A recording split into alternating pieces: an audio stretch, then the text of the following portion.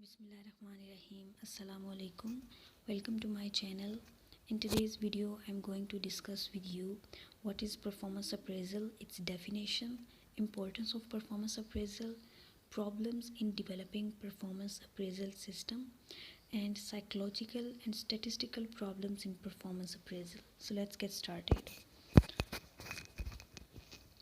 Firstly, what is the definition of performance appraisal? It is the process through which an organization gets information on how well an employee is doing his or her job. It is called performance appraisal. What is the importance of performance appraisal? Employees are an integral part of every organization. It is human resources that make, implement, and deliver policies and strategies of every organization. Performance appraisal is about giving employees feedback about their performances. Performance appraisal helps identify loopholes and achievements in the performance of individuals. There are many ways in which performance appraisal is done.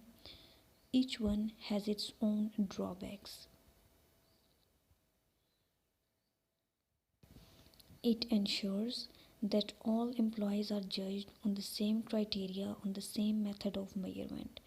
It is important to identify areas where training is needed. It assists in making the correct placement of workers, appraises employees for the performance and expected results so that they could bridge the gap.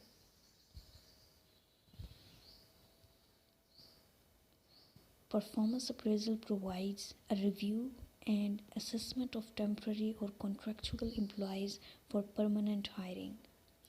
It eliminates personal biasness and gives insight to the employee.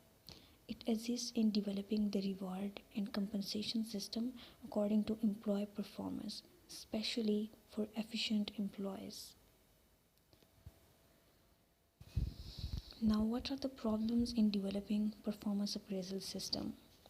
First one is purpose. The tricky part of performance appraisal system is to determine its purpose.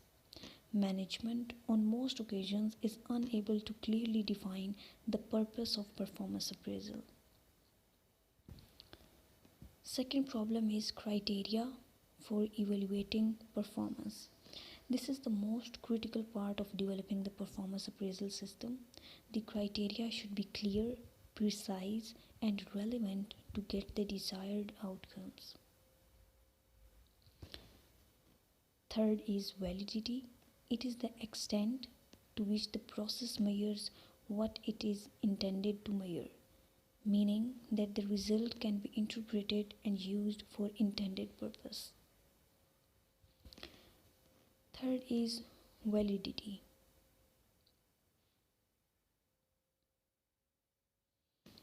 Fourth one is reliability. The degree to which the appraisal results are consistent with the previous results. Acceptability. It will be the criteria of acceptable to the employee who is to be evaluated. Sixth problem is cost. Another factor is the cost involved in conducting the appraisal. Specificity. The appraisal method measures what it is intended to measure. Statistical problems in performance appraisal. Lack of objectivity is the biggest in this method. It overlooks the psychological factor of employees. It does not take into account the impact of internal and external environments on the employee performance. It overlooks the fact that every employee has a different level of access to company's resources. Every employee has a varying level of skills and strengths. Some other problems include halo error. When the evaluator perceives one factor to be of paramount importance, therefore judgment is based on that factor. Second, central tendency. All the employees are incorrectly rated along the average scale. Third is personal bias. It is one of the biggest hurdle in this method. The supervisor has a bias toward anyone personal traits such as gender, color, or religion. Fourth one is rigidity. Apart from the essay, all its evaluation techniques are rigid, only giving a few options to select from. Fifth one is recent behavior bias. It is natural tendency of an individual to remember the most recent behavior of the individual, whereas the performance appraisal is based on a certain time period. This means that the employee performance should be judged for the whole assessment period instead of the recent past.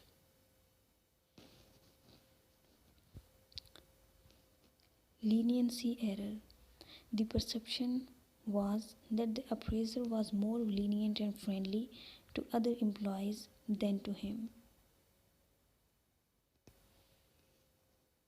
Strictness error.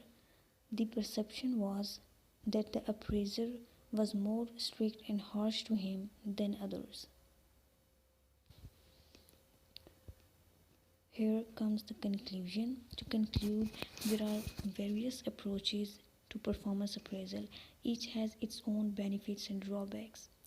With innovation and technology, the appraisal process has continued to evolve, filling in many loopholes. The most effective of the techniques is the result-based approach.